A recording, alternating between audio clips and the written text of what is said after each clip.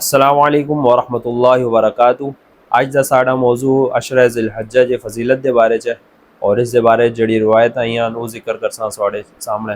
سارے نال پہلے روایت ہے جامع ترمذی شریف اور ابن ماجہ شریف دی روایت ہے کہ رسول اللہ صلی اللہ علیہ وسلم ارشاد فرمایا کہ سال دے اللہ رب العزت دی عبادت واسطے سارے نالوں بہترین زمانہ جڑا ہے وہ عشرہ ذی الحجہ دی دیڑے اور عشرہ ذی الحجہ دے دھیاڑ اور رات دوئے جڑے نہیں بہت فضیلت والے۔ اس سے آگے وضاحت کی ہے کہ دھیاڑی تو صحیح روزہ رکھے سو عشرہ ذی الحجہ دا تو وہ ایک سال دے برابر روزہ رکھنے دے ثواب مل سی، اور راتی تسی اگر عبادت کرے سو تو اس دی عبادت شب قدر دی عبادت دے برابر اس دا ثواب ہو سی، یعنی اس دی رات شب قدر دی رات دے برابر ہے۔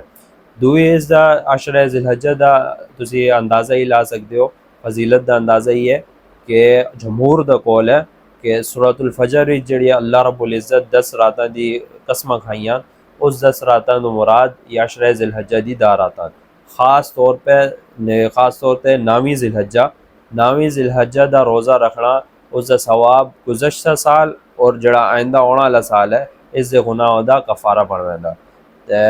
جتنی کوشش کرو، جتنی عبادت کر سکتے ہو، جتنی طاقت ہے اس کے مطابق عبادت کرو، روزہ رکھ سکتے ہو تو روزہ رکھو، اور جتنی عبادت ہو سکتی ہے اس دا دیہڑیاں عشرہ ذی الحجہ نو قیمتی بنائیو۔